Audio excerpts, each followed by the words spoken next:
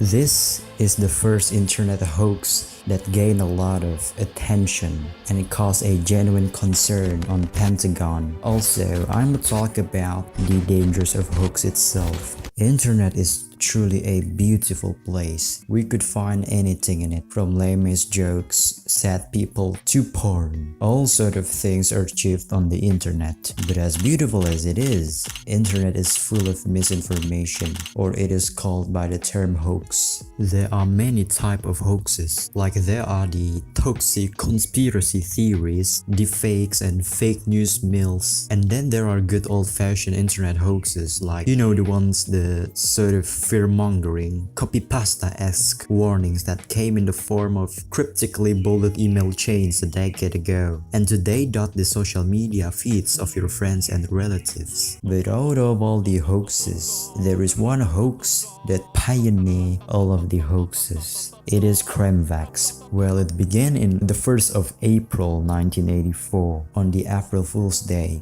Ronald Reagan was running for re-election, and the Cold War is still happening. After 7 months that the Soviet Union shot down a Korean flag containing a US congressman, it truly escalating tensions. But while all of this debacle happened, a 40-year-old computer prodigy named Piet Beertema had an idea to trick Americans into believing that the Soviet Union was joining the Usenet network. Usenet network is the computer communication system that used in early 1980s.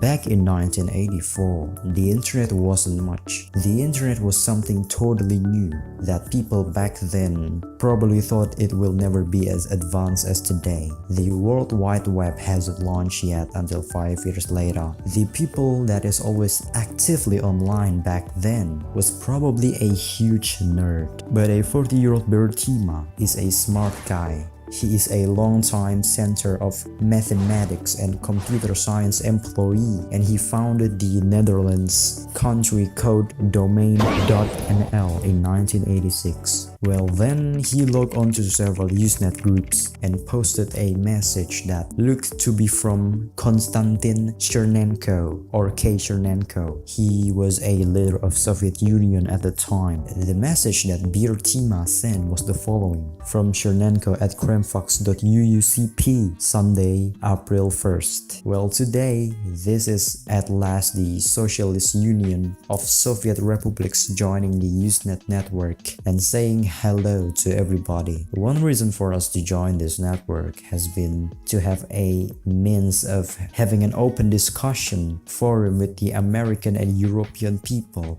and making peaceful coexistence between the people of the Soviet Union and those of the United States and Europe. We have been informed that on this network so many people have given strong anti-Russian opinions, but we believe they have been misguided by their leaders, especially the American administration, who is seeking for war and domination of the world. By informing those people from our side, we hope to have a possibility to make clear to them our intention and ideas. Some of those in the Western world who believe in the truth of what we say have made possible our entry on this network. To them, we are very grateful. We hereby invite you to freely give your comments and opinions. And now let's open a flask of vodka and have a drink on our entry on this network. So, na zdrowie. This message is well crafted and full of propagandas, and it was sent from a fake Kremlin server, Kremvax.uucp.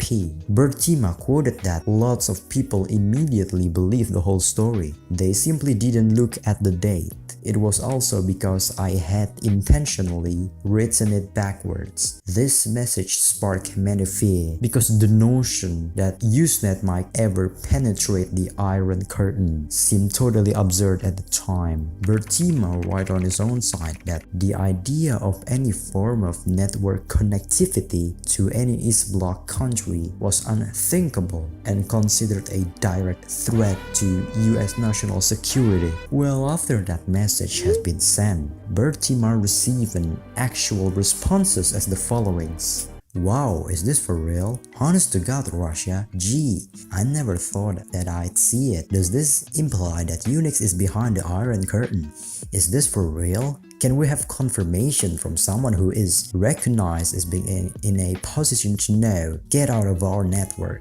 After receiving this message, 2 weeks later, Beertema revealed that he is the real source of the posting, and he claims that it sparked some genuine concern on Pentagon on how to deal with it. So with all of this comes the question, was Kremvax the first online hoax? When Beertema asked, he points to Telnet randomly loose option, a joke document distributed on April 1st, 1978 by the Internet RFC editor. It was sent over the old ARPANET before the modern Internet Protocol suite modernized in 1982. But the Kremvax hoax was the first one that gained a lot of attention, the first one with international reach. But nonetheless, Kremvax is a precursor to the viral hoaxes on today's internet. Remembering there is no such thing as a viral web in 1984, as the World Wide Web invented 5 years later.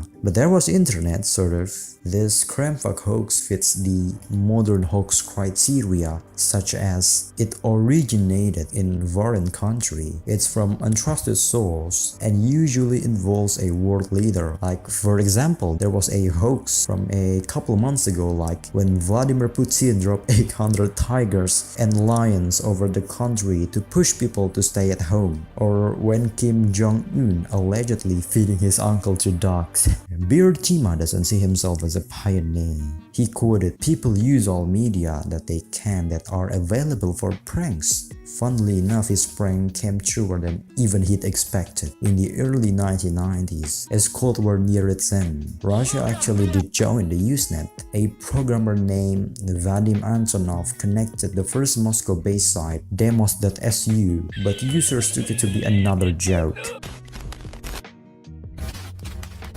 Well, the internet has grown so much that it's hard to come up with a prank that reaches so many people like it did in those days. Right now, hoax is used to serve the goal of propaganda and disinformation, using social media to drive traffic and amplify their effect, like how Russia dominates your Twitter feed to promote lies. Unlike news satire, fake news websites seek to mislead rather than to entertain the readers. They use it for financial and political gain. Hoax news is usually released with the intention of misleading, to destroy the reputation of an organization, individual, or person, sometimes utilizing sensationalist, deceptive, or simply invented headlines to maximize readership.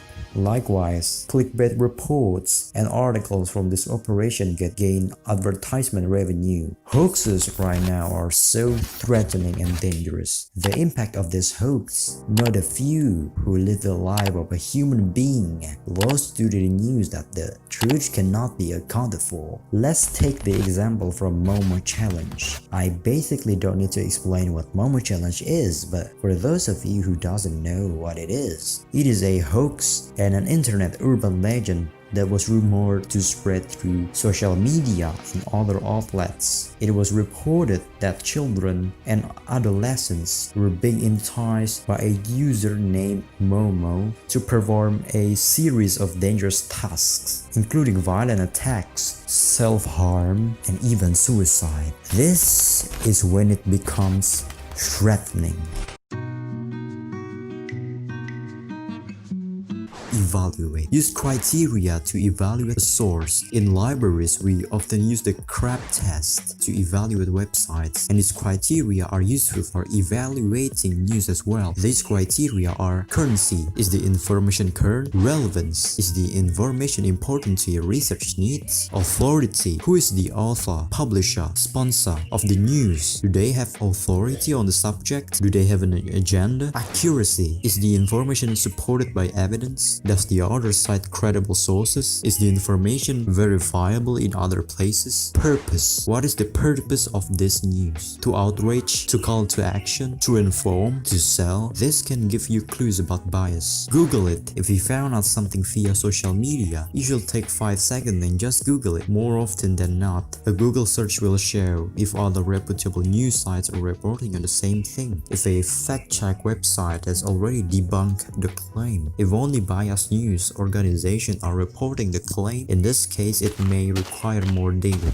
Watch out for the red flags. Does the link end with .co instead of .com? Are there small disclaimers, something that says satire? When you click on a story in social media, is it a story that is outdated? Why is it being circulated now? Is it posted by so and so? We all have that one friend on social media.